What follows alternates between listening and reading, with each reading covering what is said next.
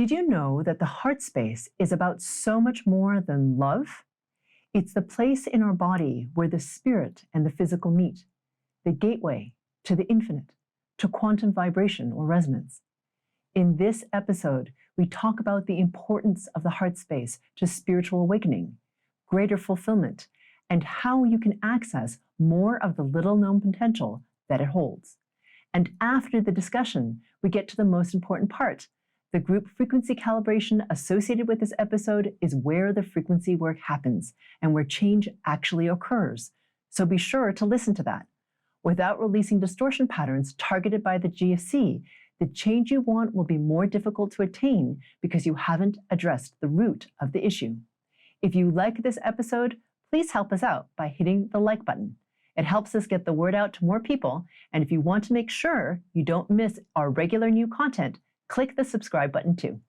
My name is Karen Cheong, and today in Mastering Your World Through Frequencies, we're discussing Beyond Love, exploring the heart's quantum connection. This is I think it's a really beautiful, delicate topic. And because there's a lot of focus nowadays on the heart and not necessarily the physical heart and your health of your heart. We're talking about the energetic space of the heart. Yeah. Right? Yeah.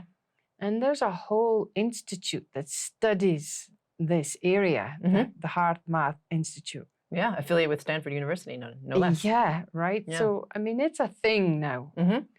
But why is it so important? Yeah. That's what I want to know. Why has it become an area that people want to understand at a higher level? And why is it important to us to become aware of this space? Yeah. Well, I'll bottom line it because I tend to be a bottom line kind of gal. Because if you want to ascend spiritually, if you want to awaken, if you want to move up in consciousness level, which is all synonymous with each other, you must be able to drop the seed of your consciousness from your mind to your heart. Okay. That sounds easy. Yeah. I'm guessing it's not so easy. Yeah. I mean, I know personally. Okay, so let me just start with that. You want to drop the seat of your consciousness from your mind to your heart. So you're saying the seat of my consciousness is in my mind all the time? Yeah. Well, if you think about what you think about, we all think a lot, you know, and we're always up in our heads and we're thinking about what's happening in the future. We're thinking about what we're eating for dinner. We're thinking about what we should have done yesterday. We're thinking. And the thoughts can get really loud. And so your focus and your attention, your awareness is up here in your thoughts. Right. And we get very attached to our thoughts. We think we're our thoughts. Our thoughts sometimes are very, very loud. They're sometimes repetitive. We can't seem to get away from them. And so we very much have our attention in the thought, in the thoughts, I should say, because it's usually many of them. And often it's interesting, if you actually really think about your thoughts, they're repetitive. And we often think that we are our thoughts. We think that we are our emotions. And we believe them a lot. Yes. I mean, there's lots of stories where you really believed something to happen or is happening, and then you find out that it actually was something completely different. Yeah, exactly. And we've talked about that in a previous podcast. Okay, so what you're saying is there's a movement from this consciousness being obsessed in the mind, kind of, right? And dropping into the heart space. Yeah. Because we want to do this because we want to raise our frequency and move into a higher vibration. Yeah, exactly. So why is the heart so important? So a lot of people associate the heart with love. You know, like I love my husband, I love my pets, I love my kids. I love, right? So we associate the heart with love.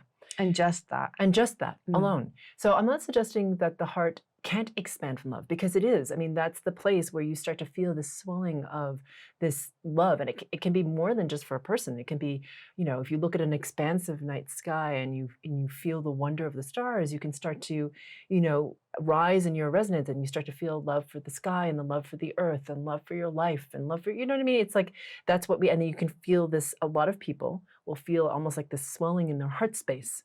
And so that's what we associate with love. And the thing is, the heart space is in part about love, because love is a higher vibrating emotion. And just to add, if I may, when that is happening for myself, I'm no longer hearing the mind. Yes, exactly. That's the other part of that. Just as you were talking, because I can totally relate. Yeah. When I'm in that feeling of love and gratitude, I don't hear the mind anymore. Yeah, exactly. There's no thoughts rambling and banging away at me. Yeah. It's like I'm just feeling. Yes, exactly. And you also enter the present moment of linear time.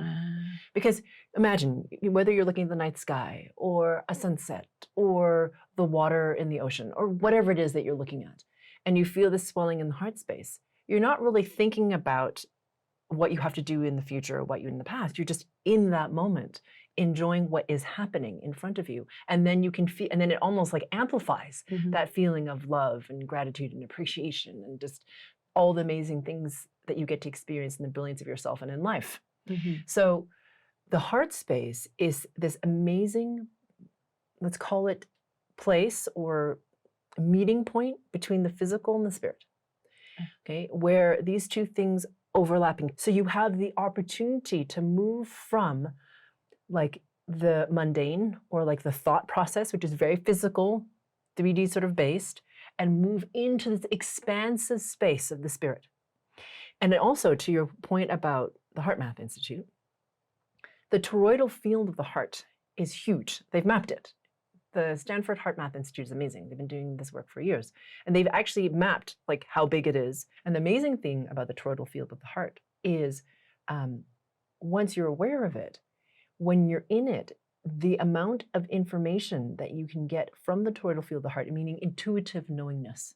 Okay, I just want to back up a little bit because the toroidal field, for anybody that's listening, what is the significance of the toroidal field? Because it has to do with, like you say, spirit and receiving and giving, right? Because that's the whole shape. It goes out and comes back in. Yeah. Yes. So that's what it is. It's basically a light field, right? And it's the light field that your heart emits. And from my perspective, and you and I have talked about this before, we're all light vibrating. And so the higher and higher in vibration you get, the clearer and brighter your light becomes, so to speak. I mean, to sort of go into like pseudo-spiritual talk, but it is true actually that your light does get clearer and brighter and more brilliant as your vibration rises. And so the toroidal field of the heart, as you mentioned, is a giving and a receiving. It is circular in motion, and it is infinite because it's a circle in a way. I mean, it's a sphere, really, but it comes back towards you. And so the clearer and brighter you are, the more you receive in terms of synchronicities, magic, knowingness, all that sort of stuff, because the clearer and brighter you become, you see. So it's this constant giving and receiving that happens as the heart field expands and clarifies, which is really amazing. It's also the place where, from my perspective, if you can move the seat of your consciousness, going back to another point that you just made, from the mind, which is like talking to you all the time, tells you about all the things that you need to be doing, is attached to all kinds of things going a certain way, right? That's what the mind wants. When you can drop your consciousness into the center of the heart space, that is when you can enter not only the present moment of linear time, but into the realm of spirit, into the realm of unity consciousness, into what we've talked about as the quantum field. Okay, so to rise in your consciousness enough to be able to access that. And I think we need to stop there for a minute. I'm going on too much. Okay. Okay, well, there's a few things in there. Okay. Right. All right. So first of all, to drop from, take your seat of consciousness from the head into the heart. Okay, well, it's kind of like an oxymoron in a way because you're not really dropping. No, right? It's true. Okay, we're shifting. Yes. But in that shift, we actually rise. Yes. So the reason I said drop, thank you for asking the question, is because you need to surrender in order to shift into the heart space resonance. Surrender what? So you have to surrender, well, your will basically, and also your mind. And so in that surrender, most people think of surrender or they feel surrender as a dropping. Does that make sense? But you're right. It's not really a drop in your resonance. It's a dropping of your attachment, of your will, of your mind, so that you can enter a surrender state and then enter the resonance of the heart. that Okay. is more specific. Yes. Yes, but I can also hear people saying, "What? I'm going to go crazy. I have to lose my mind." Yeah. So it's not about releasing your mind entirely. It's about releasing the dominance of the mind, Aha. right? Where the mind is always running the show. I mean, think about your day. Yeah. Your Yeah. mind is constantly talking to you all the time. And like you said, we believe our mind all the time. Mhm. And we believe our thoughts. And often our thoughts aren't very kind to us. They're Yeah. often quite mean, especially when they're about us. Especially when we're starting, we haven't cleared the distortion patterns. So I was often, just going to say, yeah, is that where the seat of the distortion patterns play yeah. as well? Yeah, so your distortion patterns, your thoughts, so backing up, your thoughts and your emotions are a reflection of your distortions, of your distortion patterns. Right. It's like the embodied aspect of what the distortion patterns look like in our human experience. So what's awesome is that as you rise in your vibration, the nature of your thoughts, the nature of your emotions will change because they are a reflection of those distortion patterns. Oh, that's a great explanation. So basically, I can use my thoughts as an echo of a distortion pattern. Yeah, you can track your distortion patterns through the thoughts you're thinking. Exactly. Nice. That's a great tool. Yeah. Okay, so, right. We are clearing our distortions. Mm-hmm. And in that, the thoughts start to become a little bit clearer, less muddy. Mm-hmm. And is it just a natural thing that happens? Yeah. Once we rise enough or clear enough, then we start to move naturally into this space of the heart field because that bind of the mind isn't so strong? Or Yeah, it can be, because what happens is that you gain space from your thoughts, right? So you're like, oh, I'm just having a thought, as opposed to I have the thought and I think it's real, right? That's a very huge shift for most people. And then to me, you have to do a little bit more than just release your distortion. You have to rise enough in your consciousness and have this like skill set to be able to move your consciousness into the heart space. Now, I'm not saying that there's nobody out there who can do it on their own. Of course there are. You can, right? And there are tools. We taught the navigating the mystery of the void. Yeah. That is all about turning away from the dominance of the mind and dropping into the heart space. I was just going to ask you, how do we do it? That, yeah, I mean, exactly. I would want to know straight away. How do we do this? Yes, and I would say that when you are able to, for me, it was a relief when I first could do it, because the mind doesn't shut up. It's always talking at us, always. And even as I gained more and more space from it, and I would notice my thoughts, and I had the space to notice my thoughts, I'm like, good Lord, I think a lot, there's like a lot of thoughts. And even then, the thoughts get fewer in number as you rise in resonance, which is great. And then you think, well, I used to think a lot more, so this is pretty good, But then but even as you rise in your vibration, you have days and moments, you're a human, where you have your distortion patterns and those thoughts get really loud again.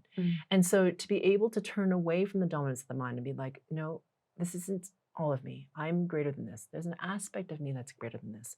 I have to just use my tools and bring myself back into moving into the resonance of the heart space. Right. And then something else can happen. So I'm guessing, just as you're talking, there's a couple of things going on in my mind. I'm remembering when I went to my very first meditation class, and she asked me, why did I come? And I said, so I could shut off my mind. And she burst out laughing. Yeah, it's true. I remember thinking, was she laughing at? Yeah. Now I understand. Okay, so, but the other side is, I'm guessing that we have to know what that resonance of the heart is then. Yes, exactly. Right? Or recognize it. Yes, exactly. Right. And the clarity of it. How do we do that? So that's part of what we do in especially in the work that we've been giving in the past year or so. So as I mentioned, we did the navigating the mystery of the void, so that you could start to move into the surrender required to move into the heart space. Because it sounds really easy to surrender, but I don't know if people out there are like me, the way I used to be. Like, surrender was like the most terrifying thing that I could possibly do, because I was such a control freak and I had so many fear patterns. I was like, I know that it's important to surrender or whatever, but I was just like, it takes so much courage to surrender. At least it did for me. To be able to be like, okay, I'm just gonna see what happens, I guess. It was not easy for me. And as you're talking, there's going to be people there that really want to do this. Yeah. And probably don't even know how to. Like, I remember in a scene from Kung Fu Panda. Yeah. where he's trying to meditate and Kung Fu Panda in the background is banging and clacking. He's like, I am peace, I am peace, I am peace. You know? Well, I'm imagining, you know, I'm going to get in the heart. I'm going to find the heart space. Yeah. I mean, where do we start? Yeah. You know? And that's why that navigating the mystery of the void is so important, because you can't think your way there.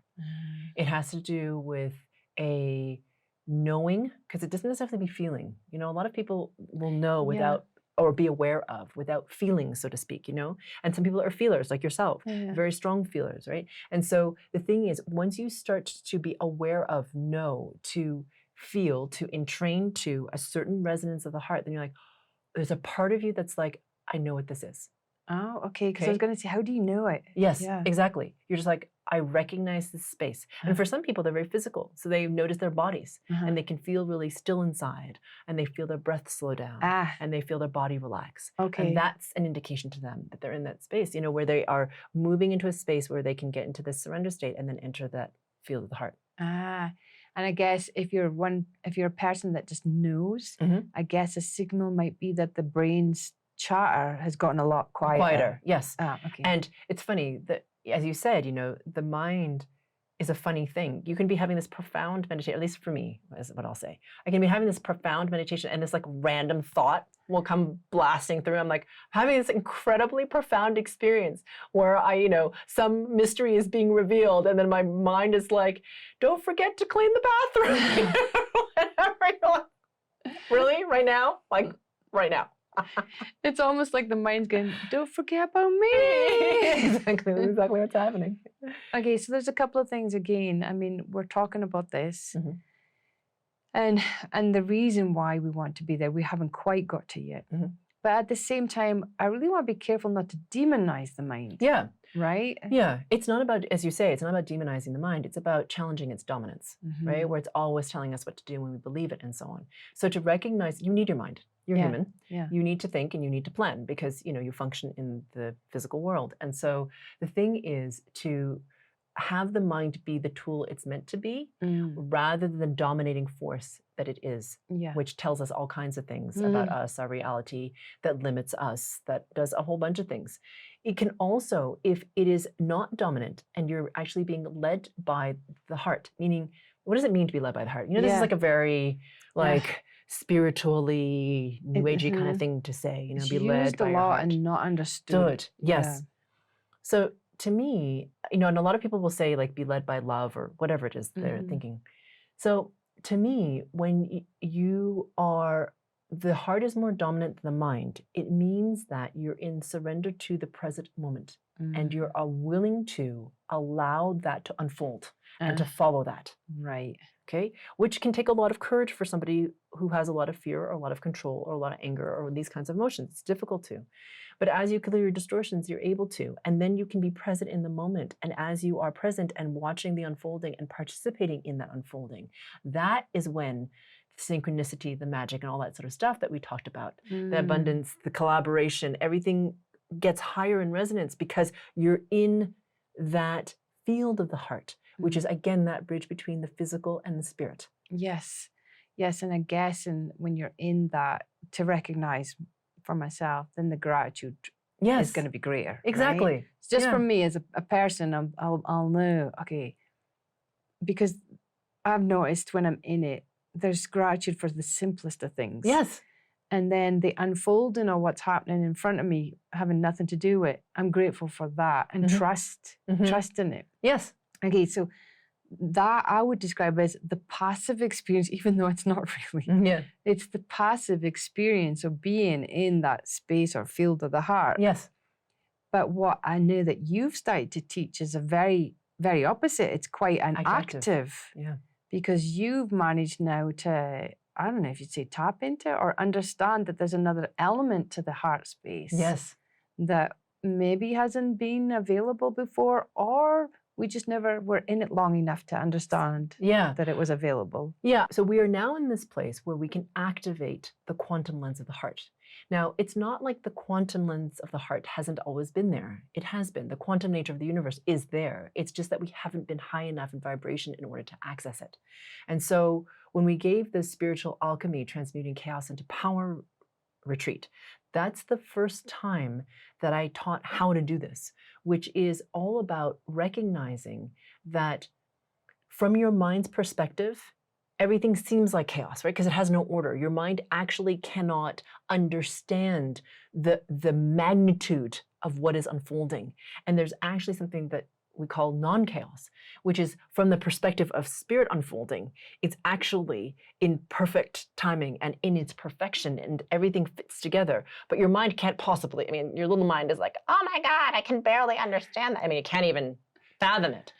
So it is about moving from the perspective of the mind, which has that feeling sense of that overwhelm, that resistance to chaos, and transmuting in through the quantum lens of the heart into the perspective of the non-chaos, right? It's like that magnificence of the unfolding of what is.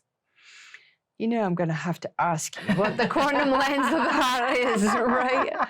I mean, I've got a sense of what it might be by the way you described it, but I'm going to understand that there's going to be people who are going to say, quantum lens of the heart? Do we have a lens in the heart? Yeah. Yeah. And it's, you know, when I first experienced it, it kind of was kind of mind-blowing to me too, you know, but it's a, let's call it space or resonance in the heart that once it's active, meaning you have activated or entrained to it or have felt it or are aware of it on some level, it like turns on, so to speak. And when that happens, you are able then to access the realm of the quantum, which means the higher consciousness levels. Okay. And that sounds like a really big topic. It is. So if you don't know what we're talking about, I do recommend watching the whole podcast that we did, a whole podcast episode we did on spiritual alchemy. Because if you want to know more about the quantum lens of the heart and what spiritual alchemy is, that would be a good one to watch. Okay, so just for this episode, if we could maybe just have a quick summary of, I mean, why do we care about the quantum level? You know? Well, when you get to the quantum level, everything changes. So what does that mean? Because I mean, that's kind of like a big statement. Okay.